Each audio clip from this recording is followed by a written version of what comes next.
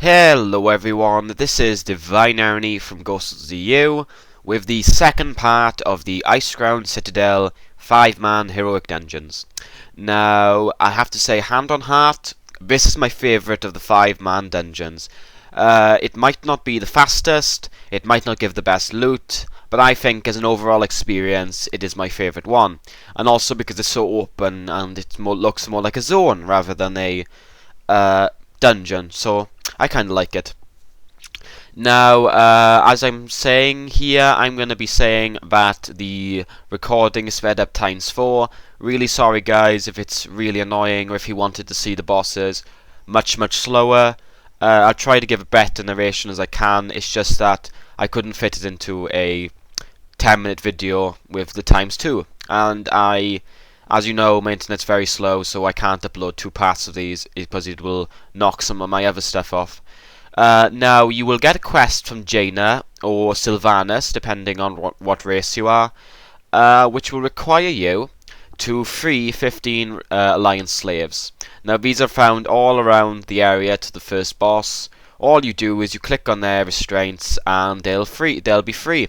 And that's about it. The mobs don't do that much. They don't really do that much, so I'm not going to be really talking about them. If there's really any mobs that do a lot of stuff, I will mention them. But now, considering this is sped up and we really didn't take that long in the first boss, I'm actually going to be talking about the first boss now. Now, the first thing to say, he will do a frost debuff on the raid, which will stack up and do more damage as the fight goes on. He will do melee damage to the tank and then throw Saronite boulders at random players. Make sure to move out of the boulders, and if you stand behind the boulders, it will actually reduce your stacks. So if your healer's having trouble, DPS and healers run behind it for a little while, reduce the amount of damage you're taking. Now, once Garfrost gets to a certain HP, he will go into phase 2. He will jump to a forge, get a sword, increases his frost damage by 100%, and will actually do a massive AoE in front of him. Make sure no one but the tank is getting hit by this, because it hits for a lot.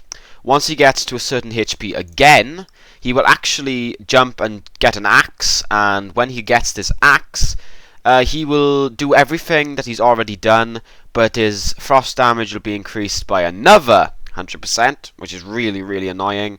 And then he will cast a dot on a random player. After 14 seconds, it will do a lot of damage, so healers, watch out for that. It can one-shot people. Now, the mobs we're coming up to now are Plague-born Horrors. Now, these mobs are quite interesting because they barely do anything, but what they do is they throw these little patches on the ground. Now, these patches do a lot of damage, so the tank actually needs to pull them out of them. There's a lot of these mobs in this area, but really they're not that bad. And we're actually going to be facing an upgraded one for the next pull. So I'm actually going to look up on this boss now and get back to you. And we're going to pull Ick. Okay, and now we're dealing with a boss that is the most annoying boss I've ever seen. He will throw poison clouds on the floor, which deal a lot of damage. He has a poison nova that, if hit by it, if you do hit by it, you got 5 seconds. You will be one-shot if you're not a tank. And if you're not one-shot, you will actually take 6k damage a tick. Which is not nice, isn't it? And I know the fight's already finished, but I'm going to talk about it anyway. The other ability he does is an explosive. He sounds a lot of explosive bombs.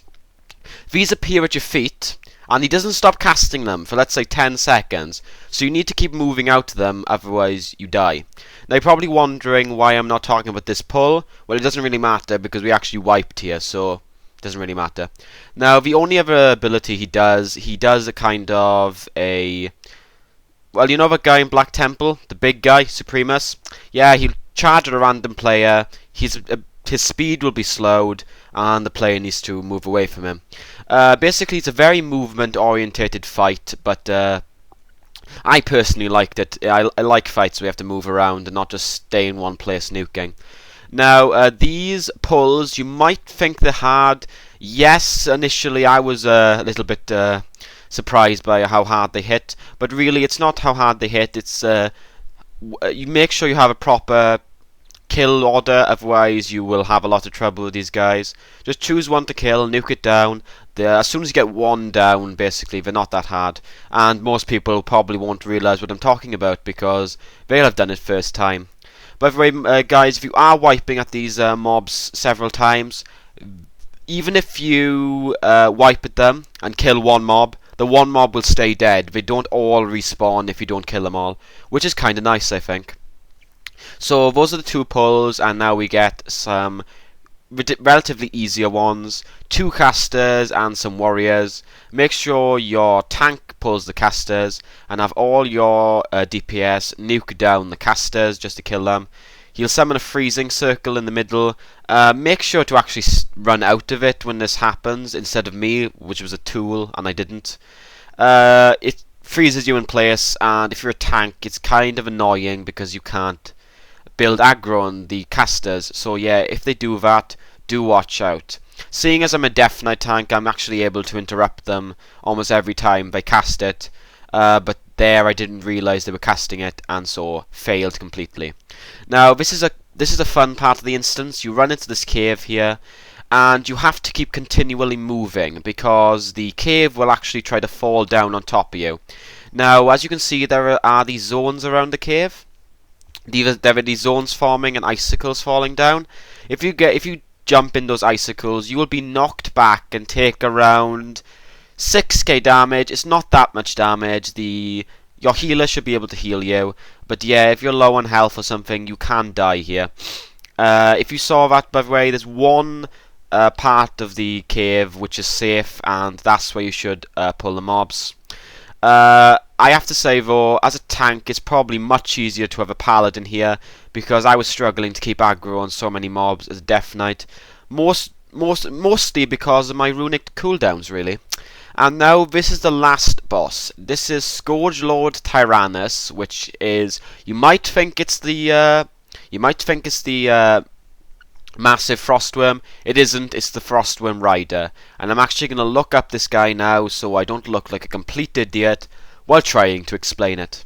Okay guys, this is an extremely fun fight. You will have to deal with the boss hitting the tank for 30k with forceful smash every 10 seconds. Oh my freaking god, it's 47k. How the hell is that possible? Oh, damage reduction, of course. The other ability he does is called Overlord's Brand, which marks a random player.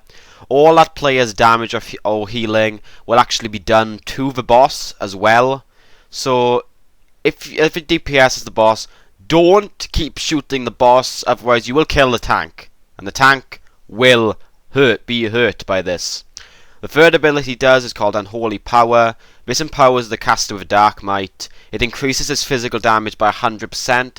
This can kill a tank very quickly. So what you need to do is you need to kite him through one of the frost patches that the frostworm throws on the ground to make sure the tank doesn't die. The tank can also survive this by putting a damage reduction ability on, like what I did in the video. I put Vampire Embrace up and Icebound Fortitude. Now the only other ability really is Rhymefang, who will shoot Icy Blast at random people. If you are targeted by Rhymefang, you will actually get a mark. Make sure the healer knows about this, and the healer should heal you up after this is finished. So yeah, really this is the end of the fight. I got a really nice axe from this fight, and thank you for watching guys. I hope you liked this video, and I hope to see you in part 3 of the video where we'll be going to Halls of Reflection.